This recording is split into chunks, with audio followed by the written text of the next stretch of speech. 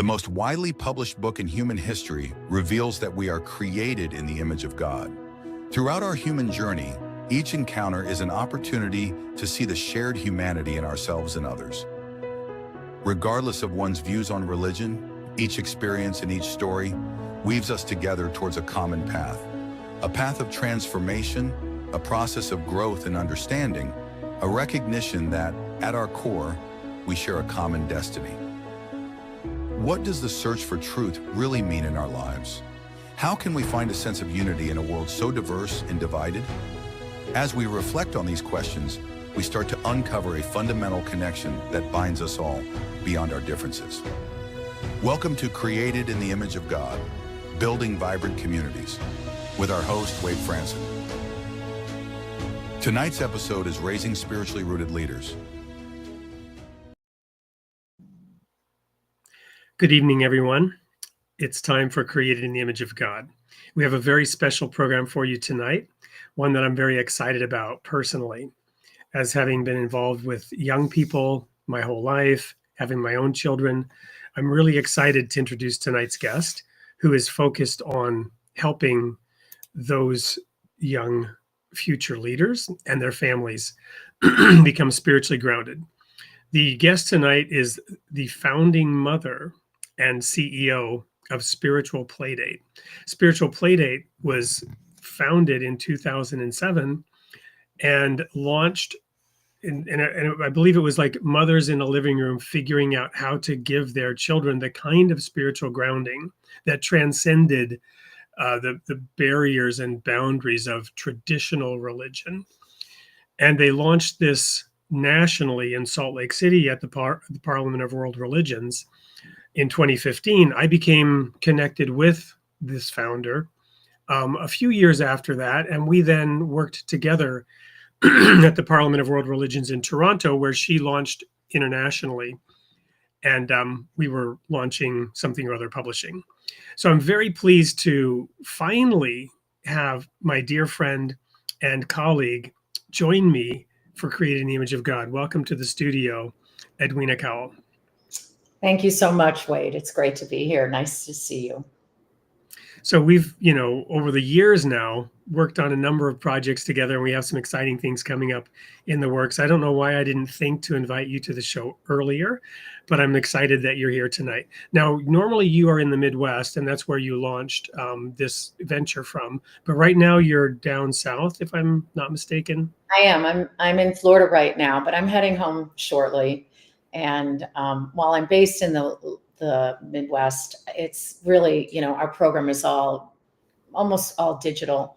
So we are now worldwide, which is very exciting. That is exciting. So what we typically do on the show, excuse me, is make sure that the audience gets to know you. And by you, I mean, we'd like to know a little bit about your background, your own creation story. So who were your parents? How were you raised personally?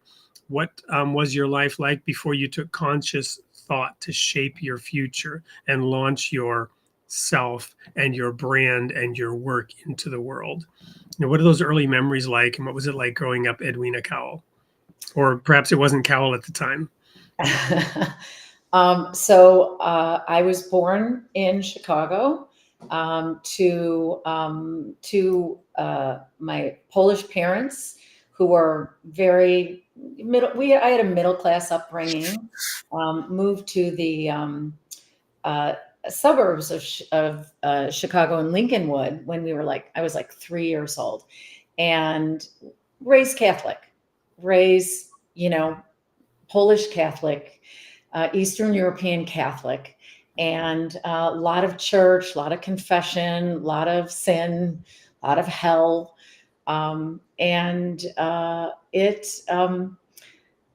It was tough. It was a very punitive sort of an ideology that we were steeped in. Everything was about what you were doing wrong, not what you were doing right. And, I was trying to stay out of hell till I was 15. It was, I didn't want to eat a burger, or God forbid, because that's it. Eternity, man, you're burning for eternity. So by the time I went to college, I would have say I really became an atheist for a long time, which I think is not that unusual. I think a lot of young people, when they're steeped in something, and then they get out in the world and they see all of the different ideas that are out there, they very well can reject what they've been raised in and, sort of spoon fed over the years. And it wasn't until my 30s that I started seeking again. I was a trader, believe it or not, at the Chicago Mercantile Exchange for 17 years. I was in the pit with 400, Wow. 400 men. I did not know this about you, Edwina. Yeah, I know. It's one of my lives, one of my many lives. And I cherish it. It was a little insane. But I learned so much, and a lot of who I am today came out of that experience. But in my 30s, I started to have a little bit of a spiritual crisis, and I started to church shop. And it was Allow me to interrupt for a second. So, when were you doing the trading, and did that coincide in any way? Oh, I was trading when I was shopping. And So, my whole spiritual crisis was, had to do with some of the experiences that we as women had down on the trading floor. So, yeah, it was a very wild, it was the 80s. It was a pretty wild time to be involved in commodity trading, and certainly in pits, which are, the format, the structure that you literally stand in and trade in all day. You are crunched in there with bodies, like just completely squeezed in with hundreds of people screaming at each other all day. And it's a little bit of organized chaos, and it brings out the best and worst in people. And I'd like to think that it brought out the best in me more than the worst, I hope. And maybe I've blocked some of the worst, but it did impact me, and it was not easy. But I was pretty successful for a woman down there, and I was trading euro dollars. I see a question: what was I buying? I was trading euro dollars. I was filling orders for a long time, and then I became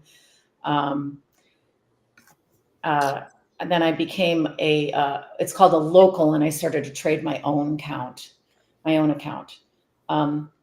But that's when I started church shopping, and that was strange.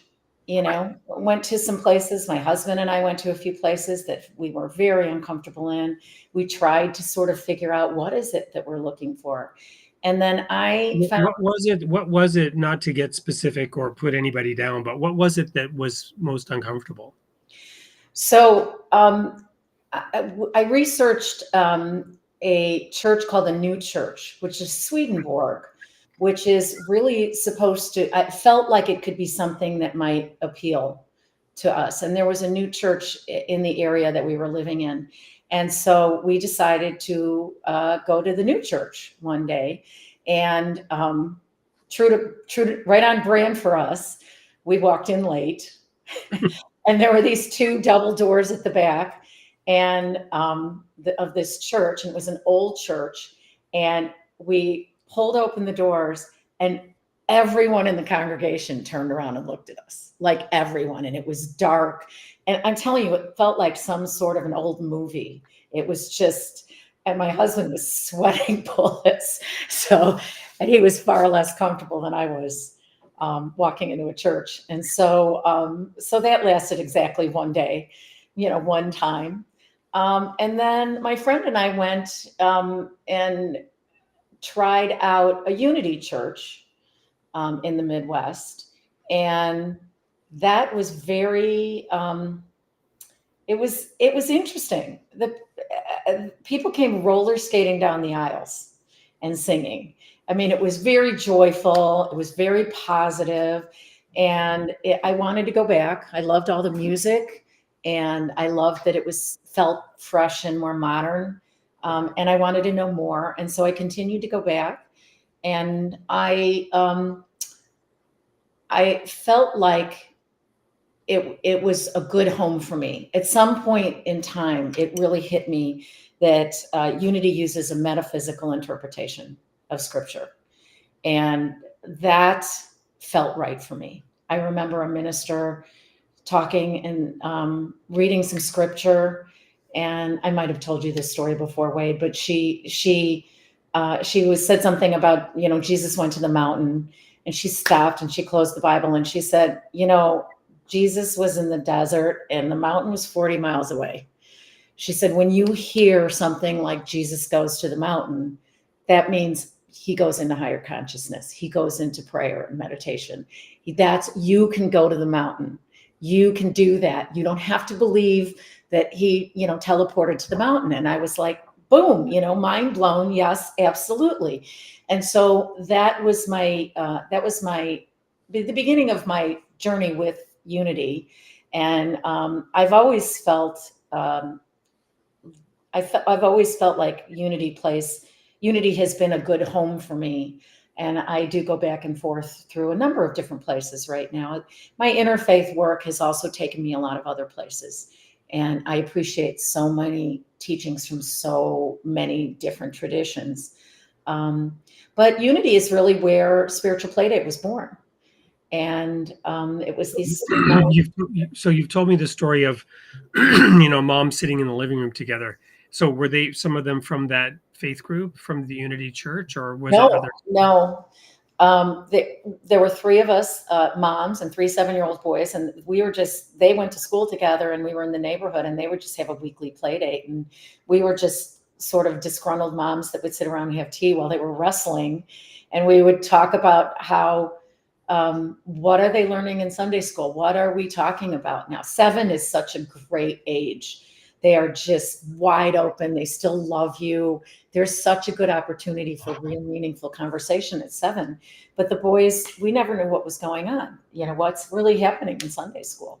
And so we decided to take that playtime and sit down with the kids and just talk and ask questions. And what do they think about? And what do we believe and why? And that was really the origin story of it. And one of the moms was, her son was in a religious school, a school that was through, I think, at least 8th grade, if not high school. And she was very worried that, he was just getting a very narrow education about, about faith and spirituality. And the other mom is what we call one of the nuns and duns, Nones, none as in no affiliation, and done as in done with the organized religion. So they had walked away from everything. And her son, I can't remember, I think he was wanting to go to synagogue with the neighbor next door. And she was didn't know what to do with that. So that's when we decided to all sit down and start talk about, what is religion? What is God? What is heaven and hell? What do you think? What do you believe? What does everybody else believe? So that's really how it started. Wonderful. Well, thanks for letting us know, all that sort of deep background. And we're going to go to a commercial break, which is, in this case, actually a presentation of what sort of Spiritual Playdate is, or an introduction. And when we come back, we'll also have you share more about that. So don't go anywhere. We'll be right back to dive into the topic of Spiritual Playdate and how it is used. I just need to quickly just present this video, because we switched from the one that we had in the studio to this one. Here we go.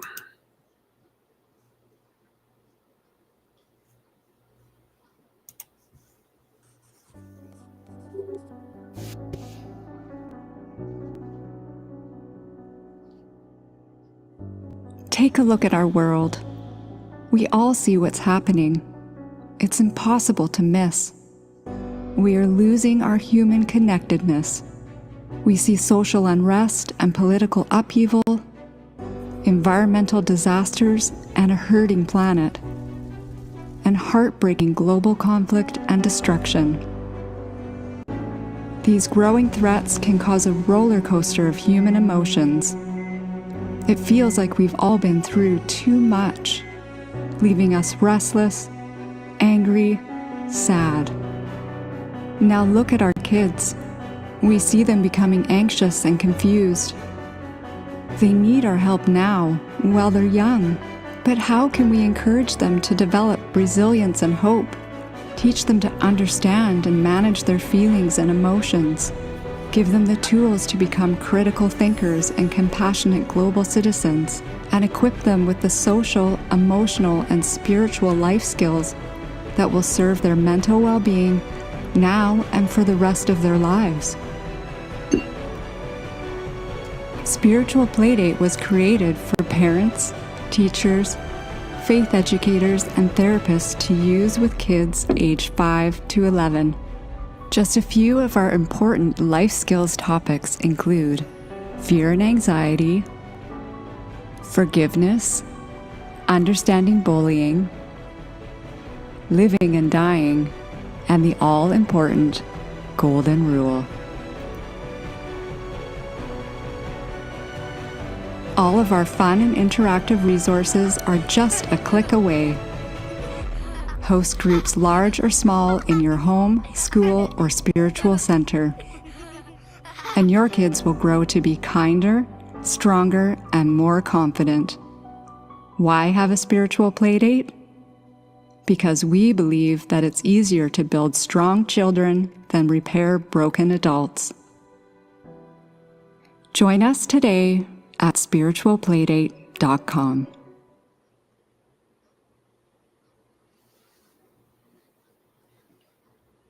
Your friends will hate you when they realize you're using this groundbreaking. Well, we don't want our friends to hate us, do we? So, Edwina, thank you so much for that amazing video. What went into creating that, and what do you want to share about it and Spiritual Playdate? Oh, that was really the first, our first animated video that we had ever done. And it took us a long time. It took 6 months to produce that because, well, first of all, the concept of Spiritual Playdate is new. It's different. And to get people to understand what it is, why it is, what we can do with it was really, we had to ask the question, why is this an important set of resources? Like, what does that mean? Why should people be looking at this? And I think really what we were just talking about with the origin story, so many folks are leaving any sort of organized religion. And I get it. Religion can be damaging and not necessarily serve us. But there's so much treasure in spiritual teaching. And it was very important to me, to our group, and to everything as we started to develop this and the video, that we let people know that we're throwing the baby out with the bathwater. You don't have to go church shopping and walk into that church and have everyone look at you to be able to explore these kinds of ideas and resources with your family and with your kids. It can be done at home. And we never imagined that there would be a demand for our program in Sunday schools or youth groups or with social workers or, religious ed classes. There's, and of course, now that the climate of what everyone's going through right now is become so serious, and we see what's happening with our youth and what's happened with, the advent of the internet and these phones in everyone's hands and everything that's happening, and nothing is countering that. So I'll talk about the video a tiny bit more, but what I want to say is that I think one of the things that this has evolved over many years, and we have done whatever we can to keep up with the types of challenges that have been coming at our kids. And so social emotional learning, critical. I don't know how many in the audience or just so many people in general they've heard of it. They think it's interesting. They understand interpersonal skills, social skills, understanding your emotions and things like mindfulness. But because social emotional learning has been there because we're trying to get it into the public schools, which frankly don't have the capacity to do anything more than what they're already doing. But in order to get it into the public schools, it's been scrubbed of any spiritual teaching. Anything that goes along with spirituality isn't really in the social emotional curriculum. It's about your feelings and your behavior. But what about hope? What about faith? What about resilience? What about these things that counter this desperation that our kids are feeling? It doesn't have to be about a creator. There's so many ways to approach it. And I think it's very important that we find things that can ground our kids and that can be used across the board, not just in 45 minutes on Sunday school and not necessarily at your public school, but at home and anywhere. Grandparents, multi-generational events, family reunions like you and I are working on. You know, places to do interesting fun and we have a approach of using the internet to counter what's going on out there and use it for good. And we also care very much about critical thinking and having things be fresh and fun and interactive, because one of the reasons that people are not attending houses of worship as much is because they aren't really being served. It's dry, old school curriculum. And, you know, the kids don't want to go. And so the parents don't want to go because they're exhausted and they have sports and all these other things. So we have been trying to look at all of these challenges. What can we do? So that little nutshell, that little explainer video tries to give people a glimpse of a new path forward that they can share with their families, with their kids, with their friends and neighbors to explore spiritual topics. Well, it's powerful, and it does immediately drive that interest. I want to circle back on a couple of things that you brought up. One of which is that, you know, people have left organized religions. It's sterile and dry. And I'm thinking back to when my last official paid role in the ministry. I was a minister for a number of years, full-time paid minister, doing a lot of work in Europe. And at the end, I was the director of family ministries globally for our denomination, if you will. We had churches in about 120 countries. And we had very well-developed programs. YES was Youth Educational Services, serving the age group that Spiritual Playdate serves. Then we had YOU, Youth Opportunities United, for those a little older, teenagers. We had summer camps, SEP, Summer Educational Program. We had WEP, Winter Educational Program. We had all these programs. But the church, which, and those programs were great, but the church itself was still, you go, you sit, you listen. So when you talked about involving those kids in a discussion about these things, that's different than what typically happens in a church. And of course, this was back in the day, right? I'm talking the 80s, but still, and you know, it hasn't changed that much. And my vision, my dream, after I resigned from the paid ministry and I was a lay pastor, I was really trying to get people to personally engage and come together and discuss and consult. And we tried to do that for children as well. We had a virtues-based children's classes in our home. That was about the time when you and I met, and I got very excited about what you're doing because it does that. It takes it out of the sit and listen and learn mode into an interactive, what we call in the Royal Falcon Foundation, experiential learning, right? Where they're engaged with it. They're actually engaged with the topic, not just intellectually, but also through a number of other learning modes and styles, which you work into some of your materials, right? So that's a much deeper, richer engagement with the ideas, with the concepts that people need to understand. So what is some of the feedback and the response to the actual, you know, activities and so on that Spiritual Playdate offers? So I think the feedback and the response is that kids respond. It's fun. We try to make it fun. And, I want to say for a second that we talk about the age group 5 through 11.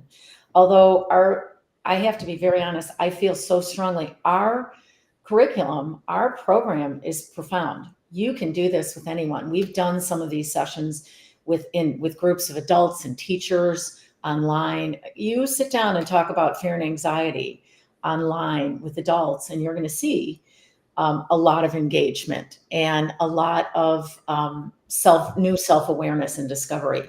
So, but in terms of the actual resources, we have Spotify playlists for every single topic. Parents don't want a task. They don't want a packet of worksheets to go home with. That's the last thing they want. But they can turn on music with great messaging in their car or at home. We have digital games, like a handful of games that we have created and we're continuing to create. Most of the activities we try very much to make them simple enough that you don't need a lot of resources. You don't have to go out and buy all kinds of materials.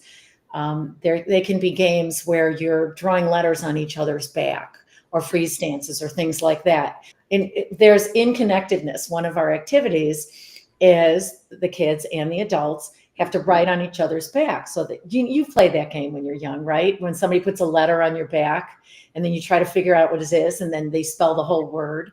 That's a connection. Without ever looking at each other, you are connecting and communicating. So connectedness is a great set of soul talks that I think is really important, because there's nothing more satisfying than a healthy human relationship. And that's one of the things that we're losing right now, is our connection with each other. We've got a lot of feedback that our meditations, every single topic that we have that has 3 sessions, is forgiveness, gratitude, love, justice, bullying, all of those. There's dozens. They all have a plug and play guided meditation that is actually topic based. It's a little introduction. It's not woo woo. It's 5 minutes long, 4 or 5 minutes long, but it's based on what they just discussed, so that it reinforces it. Parents can play that at home in the evening if they want to. Well, and the video that we didn't end up showing was the respect challenge, right? Tell us about that. So this is a really exciting initiative that we have right now. And again, this is about moving forward to look for opportunities to engage people in countering all of the hatefulness online. So Wade, I actually think that you and I were both at this same conference in Madison when I learned this. There was a workshop, and it was run by, I can't remember who, a teacher, high school teachers. There were high school kids in this workshop that I was at. And so we gathered in a circle, and they opened with this affirmation. It's an indigenous Mayan set of affirmations. It is, you are my other me. And then we would repeat, you are my other me, and look at each other. If I do harm to you, everybody would repeat, I do harm to myself. If I love and respect you, I love and respect myself. And that is the way they open the circle. And this stayed with me for so long. And I did some research on it, because I realized we've done a lot of work around the Golden Rule, workshops and all kinds of things.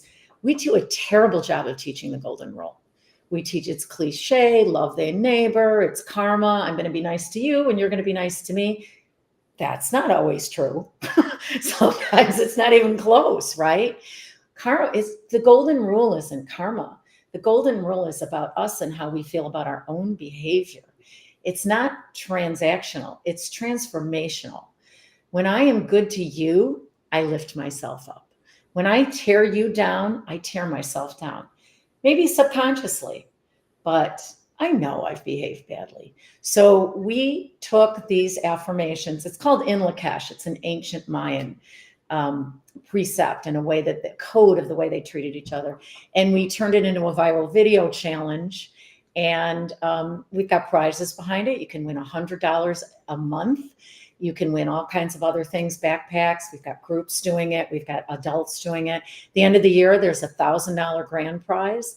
And it's becoming a viral video challenge. And we've got groups in Africa that have done it with their whole village, a classroom in the Ivory Coast with some, they're probably maybe 14, 15 years old.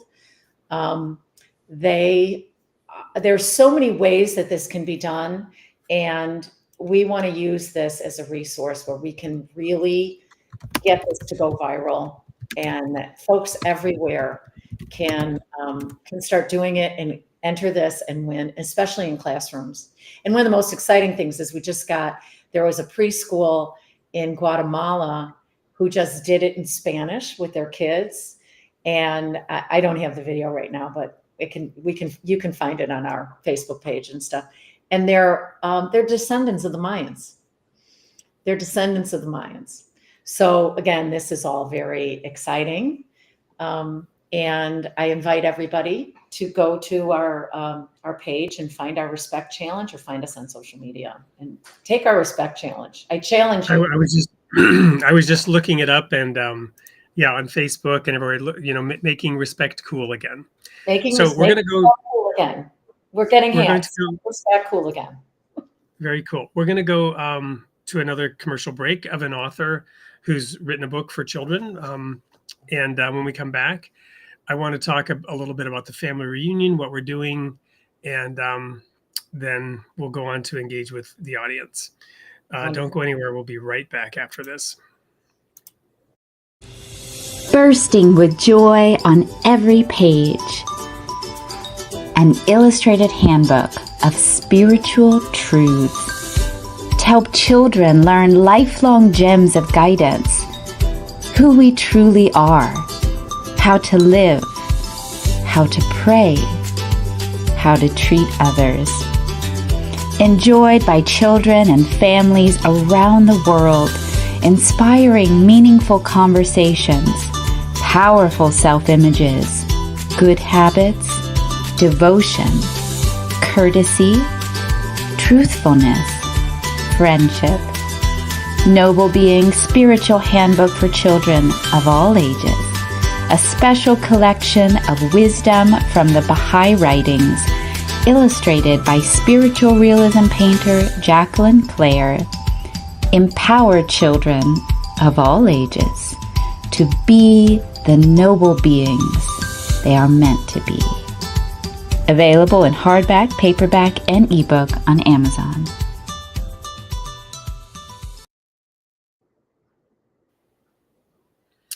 That's a book that's been a bestseller multiple times, and a wonderful book to go through with your children over and over again, share with friends, that kind of thing. Yeah, it looks great.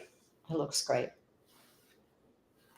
So let's talk for a minute about what we're planning to do this fall, right? So we've had Molly Engelhardt on the show. She's been she's been very busy in the last couple of months. We've been meaning to have her back. My wife Angela has been doing a course on regenerative farming that she puts out.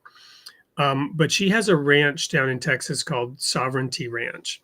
And she has agreed to host this fall, we don't have the date set yet, but a family reunion. This will be in conjunction with the Interfaith Library, with Royal Falcon Foundation, with Middle Tree, which is an educational organization out in California, and of course, Spiritual Playdate. And the family reunion, the original idea came from Mikhail, who's been on the show. He's an imam. And he wanted to bring together, in particular, the Abrahamic religions, right? Muslims, Jews, Christians, and that's the starting point of this. The idea was, well, the Muslims worship on Friday, the Jews on Saturday, the Christians on Sunday. Let's do a family reunion where every day is holy, and they can also experience how each other worships and so on. But we've expanded it to include other faiths as well and gotten Molly involved. And we want to have activities for the different age groups, right? So that if families come, there will be programs for their children of whatever age. That's why Middle Tree, who typically works sort of with middle school and the Royal Falcon Foundation, which does experiential learning camps, we'll make sure that we have a very rich program for all the participants, right? So tell me a little bit about the kinds of things that parents might expect for their children, the kinds of activities. I know you shared one with me that had to do with a bag of flour. So we are just releasing this probably in about 3 weeks. It's a great activity. It's called Are You Holding a Grudgie? And a grudgie, of course, is a grudge, which most people know what that is. But, we have a little bit of a lesson, a session on what it means to be holding a grudge. And then the activity that follows is everybody gets a bag of flour. And the adults get a big bag of flour and the kids get a smaller bag of flour. And then they decorate that bag of flour as their grudge. Then they have to carry that bag of flour around. And what we try to do is give them the idea that you're going to have to carry, when you're carrying this around, you're not always conscious of like, okay, I need to let this go. I need to not carry this around with me all the time. So there are some steps to take where you can, sort of intentionally let it go, say some words, say an affirmation, and put the flour down. But you have to practice and pick up you take these home, you have to practice, and you have to carry this around every day. It reminds you that you have this grudge, but you're intentionally trying to let it go and put it down. So again, it's fun. It's a really cute activity. We've got lots of other activities. Beads on One String is a song and a music, and they paint these little paper lanterns, and they're all strung together, and they learn the song. There are many kinds of crafty and object lessons that are fun, and that the parents and the grandparents, everybody, they really enjoy them too, because they're so meaningful and they are experiential. So there are quite a few different activities that we're going to have at family reunion, depending upon what we have in terms of what age groups. And wonderful. So I know that the interactions there with the Interfaith Library will be interesting going forward, because I was recently working with you on a presentation that you did within the Baha'i community, specific to how to use the materials of Spiritual Playdate within a given religious tradition, and why. Why would a Lutheran Sunday school want to incorporate these materials? Why would a mosque, want to maybe incorporate some of these materials? Why would a Baha'i group want to incorporate some of these materials when they may already have some of their own programs? I think many of them have their own programs. And of course, as we were talking about before, some of that is because many of the old programs haven't been updated, and they're not really lighting up the classroom, and the kids are not engaged, and because no one's coming. And I constantly hear this from clergy. We don't need this. We don't have kids. You need this because you don't have kids. If you were serving kids in your community, I'm sorry. That's just, I shouldn't laugh at that. It's not funny, actually. It's really sad. is. And you know what? I hear it constantly, and I just don't understand how I can't really get through that. Are you happy you don't have kids? Is that you pleased with that? How's that working out for you? There should be people waiting to get in to have their kids, really enriched by something that you're offering. So Well, yeah, and I remember now, and this is what I was going to say actually earlier when I was sharing about that I was director of family ministries. I was working on something called intergenerational Bible studies because, we had these well-developed programs, but our issue, so there are two issues here. I'm going to address the first one first. Our issue was kind of like that. We did have kids, but the families were segregating the members, and people were growing up and actually leaving the church despite all this effort. I mean, we had robust programs, but still many left. And part of it was, remember, there used to be this thing called the generation, was it the generation gap, or what was it, when parents and kids couldn't talk, back in the day.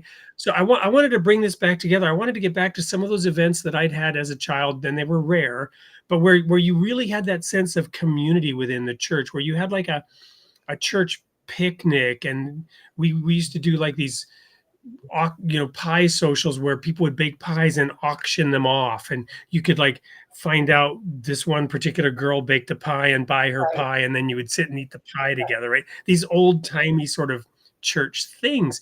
And so I was working on intergenerational Bible studies and village events to bring people back together within the faith community. That was one of the things that I was working on.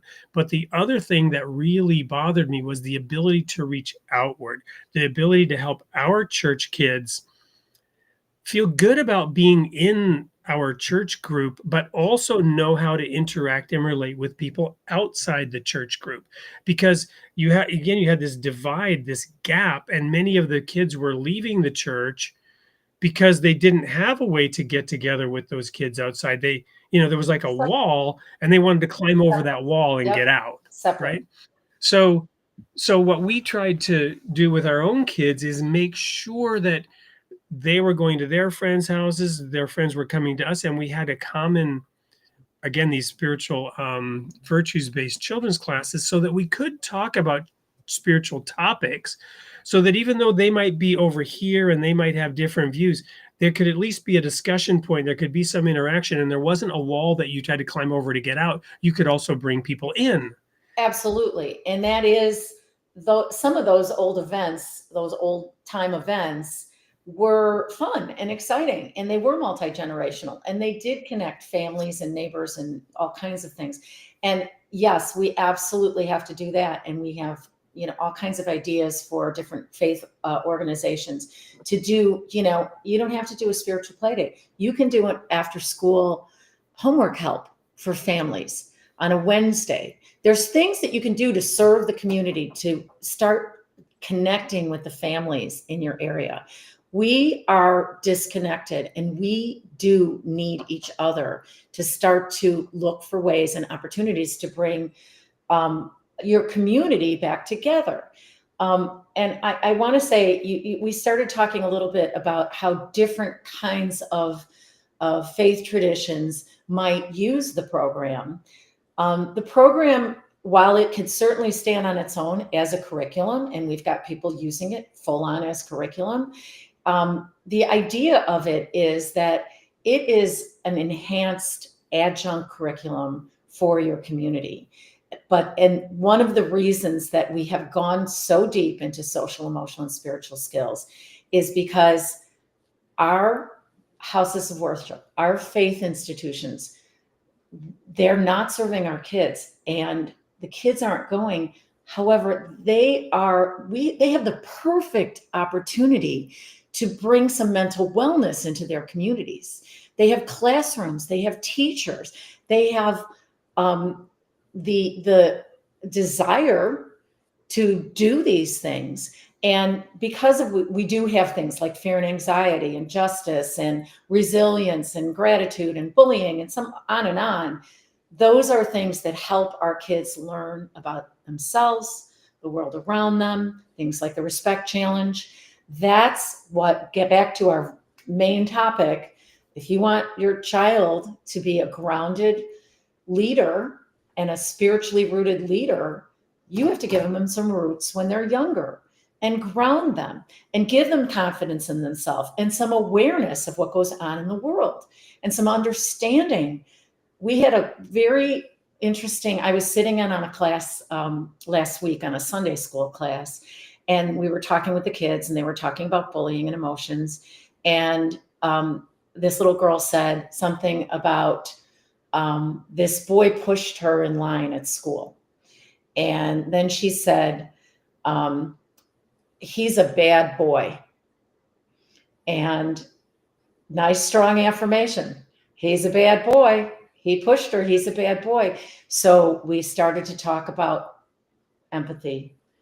Do you know, is he a bad boy, or is he having a bad time right now? Is he hurting? Does he not know how to communicate with you? Is he don't know, he's acting out. So having that conversation and letting kids understand, this is back to the respect challenge, letting kids understand that when they bully someone else, they are hurting themselves. We would see less bullying, and we would have more people understand that those bullies are also hurting people. They're not just a bad person that's going to be bad. And the more we affirm that he's bad, he's going to prove to be bad for us, won't he? So, but, using this as complementary material, as extracurricular kinds of things that can help families and kids, it's only going to draw folks in and see you as somebody that really cares about these kids and not just delivers ideology. Delivered theology, while there's some merit to it, it can also be damaging, and it can also be something that is misunderstood. And this is what we see all the time. Amen. Well, thank you so much for sharing all that. We're going to do one last commercial break. And when we come back, we're going to interact with the audience. Don't go anywhere. And now's your chance to get those comments, those questions in if you haven't done so yet. Welcome to the Royal Falcon Foundation. Our curriculum and activities inspire and train adolescents through hands-on experiences, fostering growth and empowerment. Through immersive and challenging experiences, we shape young minds to think independently and develop their leadership skills.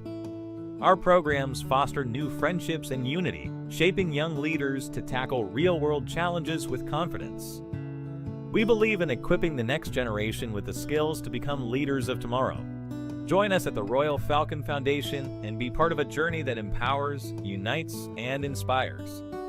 Double your impact with our matching grant. Until the end of 2025, every tax-deductible donation to the Royal Falcon Foundation, up to $1,000, will be matched dollar for dollar. Visit our website to donate now or email info@royalfalconfoundation.org for more details. Together, we can make a greater difference.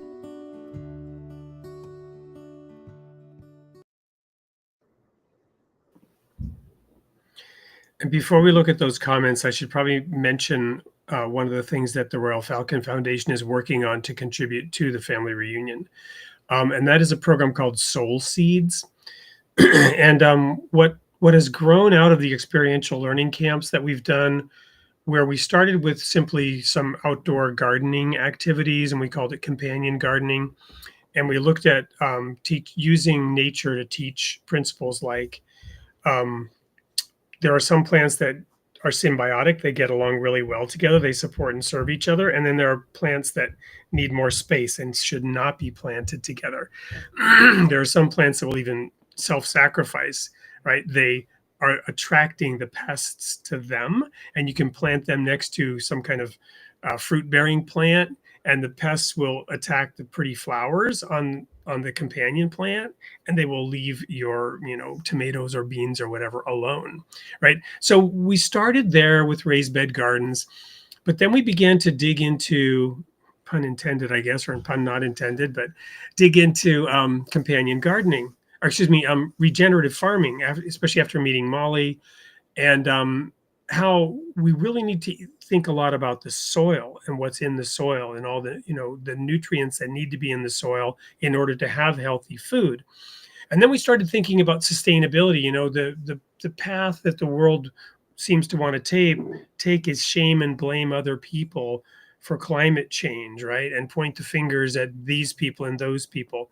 But what are you doing about it? Gandhi traveled around India and taught the Indians, the people of India, to make their own thread so they would stop buying clothes from the British Empire. That was one of the things that Gandhi did.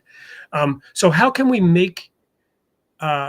teach our young people to make a positive contribution? Well, by having a raised bed community garden, maybe think about having a couple, 3 chickens. So you have eggs, you can give your food scraps to the chickens, you can use the chicken droppings as part of your compost. And so helping to teach young people to create a little mini ecosystem, right? And that's what the Soul Seeds program is all about. So that's one of the things that we'll be launching from the Royal Falcon perspective at the family reunion on Molly's Ranch, is how to, get any small group of people to begin taking care of themselves a little bit through a sustainable program of having a small garden, learning to grow some of your own food, even if it's a small amount, even if you just have a balcony, you can do a little bit of this. And there's so much that comes from that natural connection. So I just wanted to share those things about Royal Falcon. So now, I don't know, we haven't seen a ton of comments tonight. There is still a chance if you have a question, but we'll go back and cover some of these questions. I know there were a couple that came up. There is this one about cell phones, right? And so, what does spiritual playdate, if anything, offer for dealing with this whole thing about devices, right? This person is saying people have panic attacks when they walk more than 25 yards from their cell phones today. So I think it's really important that we understand cell phones, computers, all of these things, they're tools. It's like money. It's a tool. And, you can use it for good. You can use it for evil. And what we really do see right now is so many folks are trying to, like influencers, they are trying to influence, they're trying to separate us from our money or get us to believe some, recruit us into some crazy ideology or whatever. And so while we, like I said, as part of our ethos, we want to shift that. We want people to use technology for good. But we're very clear that kids learn from their phones, in their classrooms, on whiteboards, on iPads. The whole world is going to have internet very soon. And that's one of the ways that they learn. And they love it. So to take it away from them and just say, that's what we do. Again, we don't say, do you understand why you need balance on your phone? You just ban it, restrict it, right, it's out. So I just had this conversation with the teacher the other day. You have to integrate enough technology to keep them interested.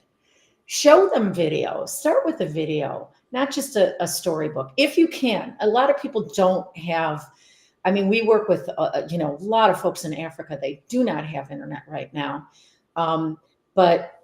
Or it's so expensive for them to get it that everything we have is, also we have downloadable PDFs.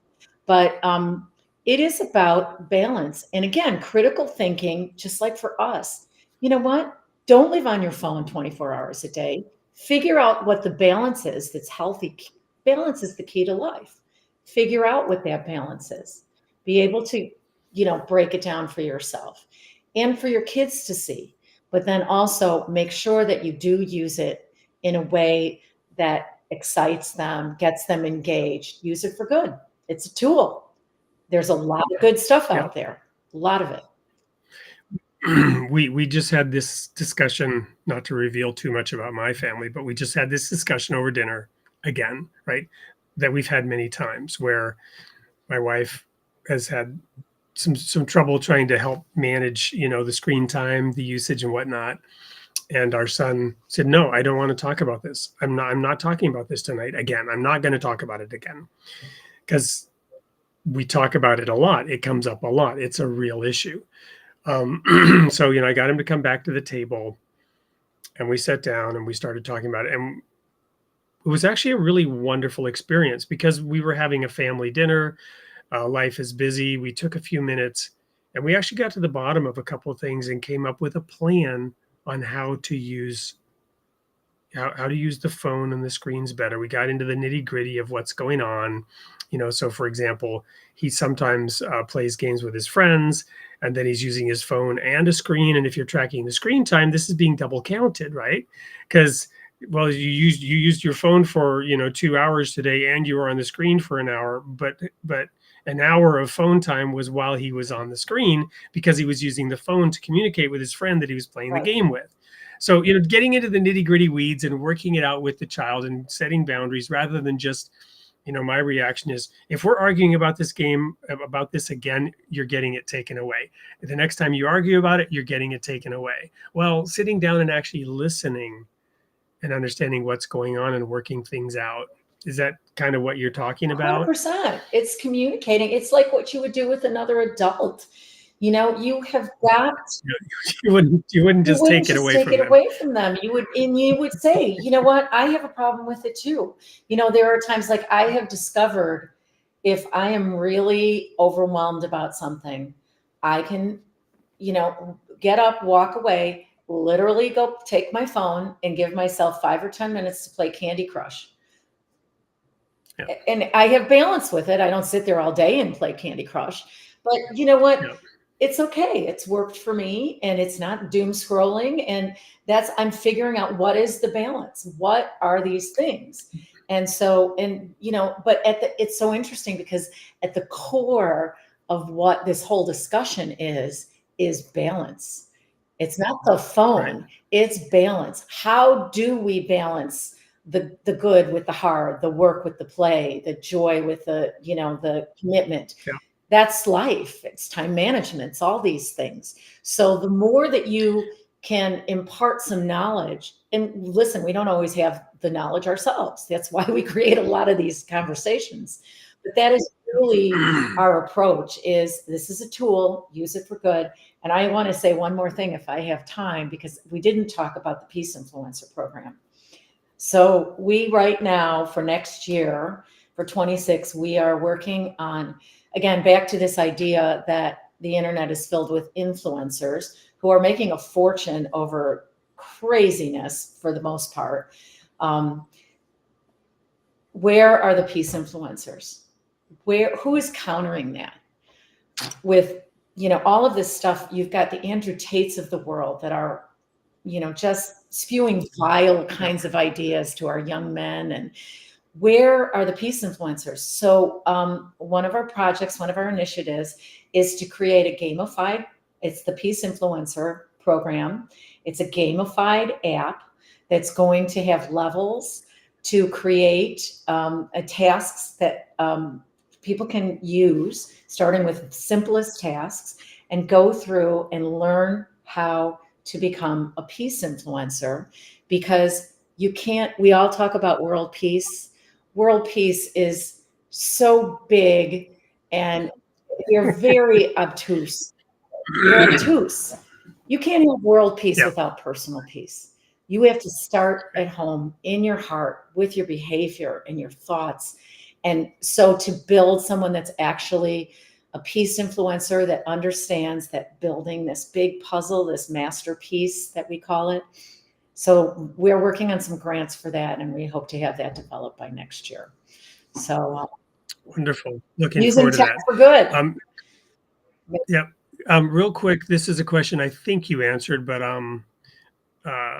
go ahead and post it about the age group, and you answered, I think, but if you could just go over that again for spiritual community.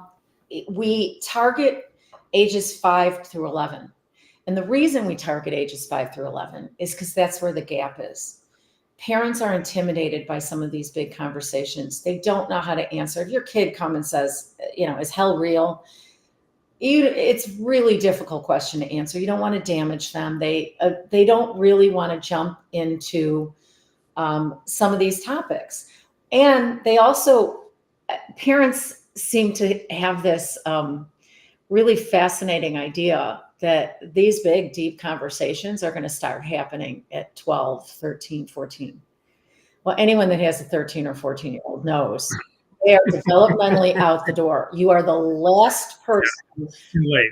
Too late. You know, this window of opportunity, when they are 5, 6, 7, they are interested in what you have to say. They still really believe what you're telling them, and they want to know more, and they want to have a conversation.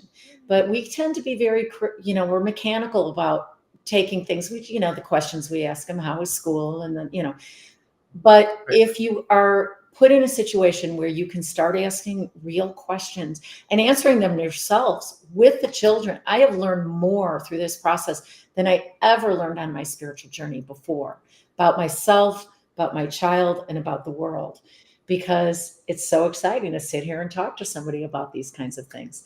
So the reason that we talk about this age group so much is because it's that window that is closing.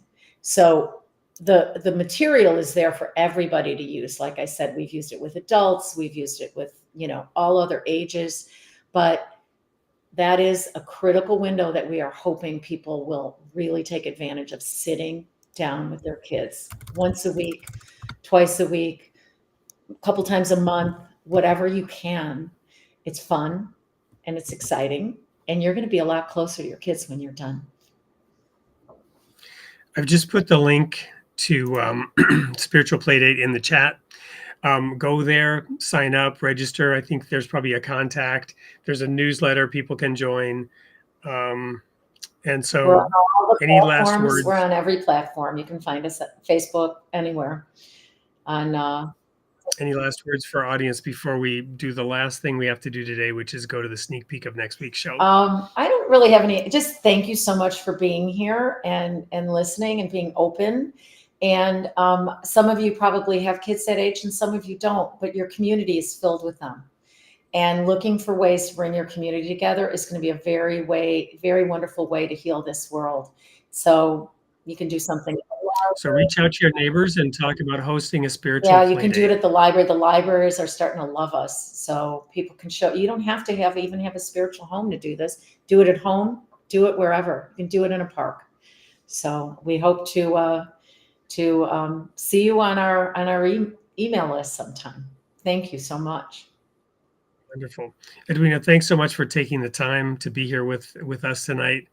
It's been wonderful. I learned a few things that I didn't know, and it's just great to see that you are continuing to promote these incredibly important activities for that age group, right? We need young people to have this training and background and grow up to be the leaders that will transform the world.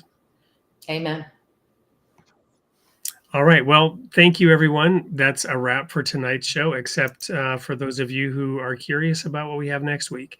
So I'm going to sign off here and play the sneak peek for next week.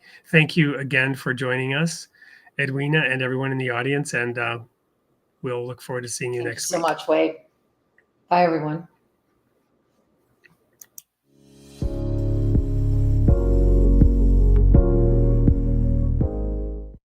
Hey everyone, it's Wade Franson. I'm the host of Created in the Image of God, and I'm here with an amazing sneak peek into episode 142, airing on March 18th, 2025, with Charles Schiavo.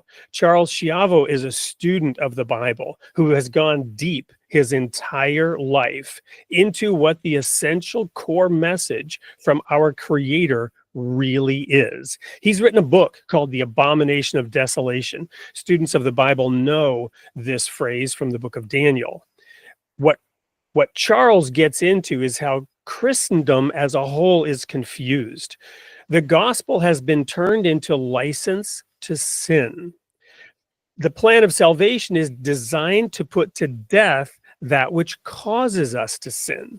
But the abomination of desolation represents the intentional distortion of God's revelation, leaving us spiritually desolate. This is the message Charles has put into his book. Welcome to the studio, Charles. Thank you very much. I appreciate very much the opportunity to share some of the amazing things I found in God's word. And I apologize if every so often I get a little choked up.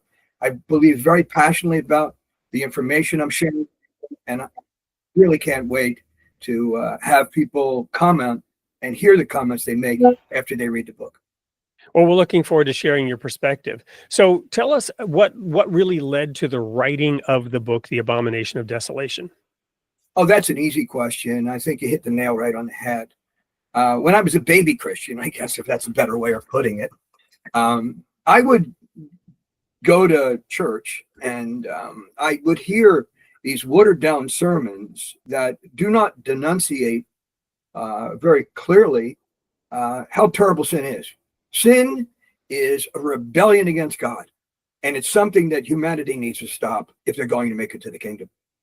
Well, the whole book of Revelation, right, is really a discussion of how that plays out. But I want to ask you about a statement that's revealed much earlier in the Bible, and that's the role of the watchman, right? Cry aloud and spare not. Show my people her sins. Has that informed your work at all, or how do you approach trying to share this message with people? Obviously through your book, but what's the sort of, let's call it the emotional landscape behind it that you have? That's a great question. I think that really hits the nail on the head. The watchmen are the ones Satan take out. If you recall any of the John Wayne movies, you'd always see that guy on the top, the watchman. And midway through the fight, you'd see about 10 arrows stuck in him and he's falling out of the tower. Satan always looks to take out the watchman first. If he can take out the pastors, the sheep will follow. Well, there you have it, the sneak peek for episode 142. There is so much more behind what we've shared today. You're not going to want to miss this episode. See you there on March 18th for The Abomination of Desolation with Charles Chabot.